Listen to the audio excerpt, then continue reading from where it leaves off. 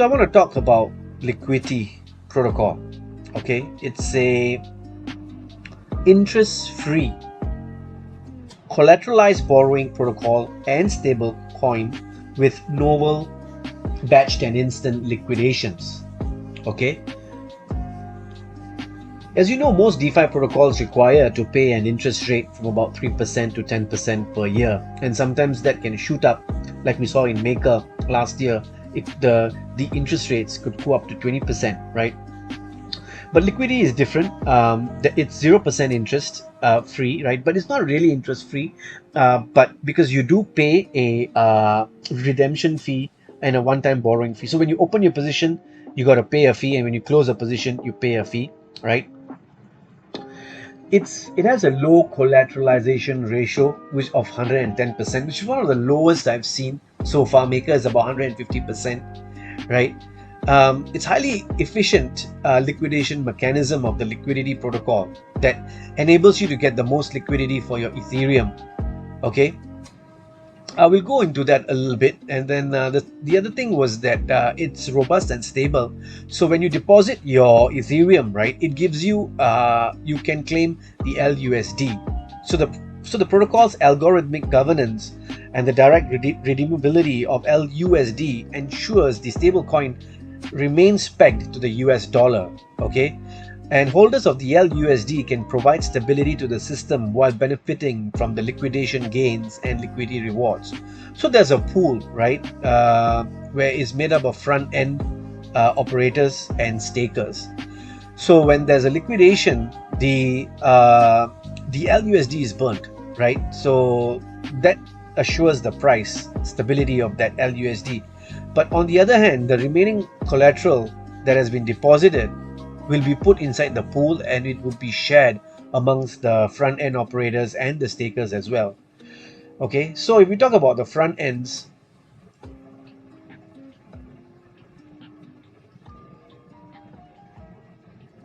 okay, so Liquity protocol, right, is not running its own front end because they want to make the system more decentralized and censorship resistance, and it's leaning on its ecosystem to bootstrap access to the protocol. Okay, so to open loans, to make deposits, you have to use one of the front ends provided by the third party, right? By connecting users to Liquity, front ends can earn Liquity rewards and that are distributed by the protocol. Okay, again, like what I said, the protocol pays out Liquity rewards pro rata to users who deposit LUSD to the stability pool. Front-end operators can receive a portion of the rewards by tagging deposits facilitated by their interface and specifying the percentage of liquidity to kick back to their users. Okay, the revenue generated by front-end grows proportionally with the total amount of LUSD deposited by its users to the stability pool.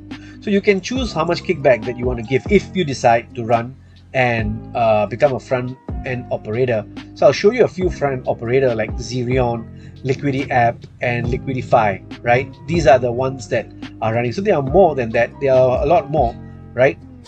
So let's just look at one Liquity app and see how it goes. Just show you the UI and then show you how it works. Okay, so this is the page that the front page of this Liquity app, and then you connect to MetaMask. I've already connected to MetaMask, but before that, I just want to show you that there's a borrowing fee. So let's just look at a bit of statistics. The borrowing fee is a one-off fee charged as a percentage of the borrowed amount in LUSD, and is a part of Trove's debt. So when you open an account, you're opening a Trove, right? And the fee varies between 0.5% and 5% depending on LUSD redemption volumes. So currently is at 0.51%, which is not that much, right? The TVL currently is at 2.47 billion, almost 2.5. There are 208 Troves. Okay, so when you open an account, you're opening a Trove basically, which is 708 Troves. Excuse me, LUSD supply is 734 million, and LUSD in the pool is already, 685 million. Okay, total of 4 million staked Liquity. Now, the total collateral ratio, what I need you to understand, is very important. Okay, this total collateral ratio is the ratio of the dollar value of the entire system collateral at the current ETH/USD price to the entire system depth. And when you are borrowing, let's say you're opening a trove, and let's say I go for a max, and my max is 1,800, or let's say if I just put it as 1.1. Now my collateral ratio is 143, right? I can borrow 1799, and this is very dangerous, because it's below 150%. That's why they are saying keeping your CR above 150 can help avoid liquidation under recovery mode. Right now, the recovery mode, as you can see here, for the total collateral ratio is 300%, 336. But if this fella goes down to 150%, okay, and yours is below 150%, which mine is 153.9. I'm in recovery mode, I can get liquidated, right? So it's scary, right? So I gotta constantly keep checking and making sure that that I'm above that. So it's a bit, so I wouldn't advise to do that. If you could put in more, it'll be better, right? If I could put in 4 ETH, right? And if I could borrow like 3,000 LUSD, now this is so much safer, right? Correct? So it becomes different now, your recovery mode. So if I'm borrowing against 4 ETH, and let's say for 4 ETH at 2,000, which is at $8,000 my collateral worth, I borrow $3,000, which is less than 50%. My liquidation price goes down. Okay, under normal mode, that means that ETH has to be 884 for me to get liquidated in normal mode, and it has to be 1,205 for recovery mode. So recovery mode is important because it is important because the goal of the recovery mode is to incentivize borrowers to behave in ways that promptly raise the TCR back to 150% and incentivize LUSD holders to replenish the stability pool. Economically, recovery mode is designed to encourage collateral top-ups and debt repayments, and also itself acts as a self-negating deterrent. The possibility of it occurring actually guides the system away from ever reaching it. So recovery mode is not desirable state for the system. Okay? So guys, I think this is a great project, and you should take a look at it if you are using it to borrow. If you're into the borrowing business, you just need to make sure of this. This shouldn't screw you up, right? The collateral ratio is very important. Other than that, you could use this for arbitrage. You could use this for buying something cheaper, because take note, there is no repayment period, so you could repay this loan whenever you want.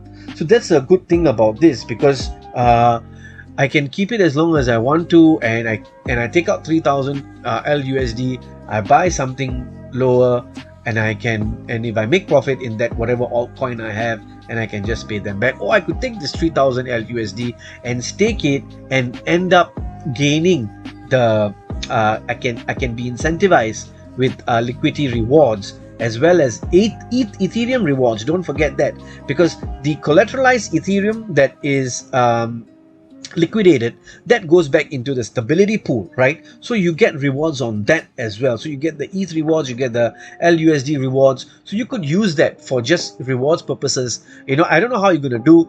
Don't take leverage. I really don't want you to take leverage, because leverage, I've seen, have destroyed a lot of people, right? So don't do that, right? So the last thing I want to talk about is the staking mechanism. I just want to show you. So the rewards and distribution for the Liquity token, right? So it's a secondary token issued by the Liquity protocol. So the first is the LUSD, and the second is the Liquity token itself. So it captures the fee revenue that is generated by the system and incentivizes early adopters and front-end operators. Okay, Liquity rewards will only accrue to stability providers, i.e. users who deposit LUSD into the stability pool, front ends who facilitate the deposits, and liquidity providers of LUSD and ETH in the Uniswap pool. Okay, so the max supply is 100 million tokens. Is it a governance token? No, it's not.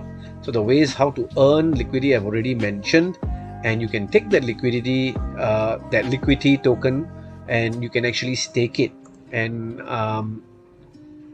how you stake it is just to put it go over here, and right, so you deposit your LUSD in the stability pool. There's one way to do it, and then you can get liquidity, and you take the liquidity and then you stake it down here, and then you can earn the rewards. Okay, so to start staking, you will need to all you need to do is just to deposit your Liquity token to the Liquity staking contract, and once you are done, you will start earning a pro rata share of the borrowing and redemption fees in LUSD and ETH as well, guys. So you can potentially earn ETH all the way, right? If you can just deposit your liquidity into the staking contract, and that's it, you are earning ETH every time. So yeah, is there a lockup period? No, it says not. There's no lockup period, and yeah, you can take a look at this and read, on your own. So yeah, I think this is a good project for you to take a look. Right now at CoinGecko, let's see how much is it worth. CoinGecko liquidity is LUSD is worth 102 right now, and let's see that Liquity token itself. It's worth $15.93. Okay, it has a huge lockup. He has a huge TVL, guys. So do take note about this. I think it's a good project. Just take a look at it, right? So I think that's all I have for you today, and just want to say thank you, and please like, please share, please subscribe to my channel, right? And see you next time. Namaste. Please support me to grow my channel. Please like, share, and subscribe. Thank you.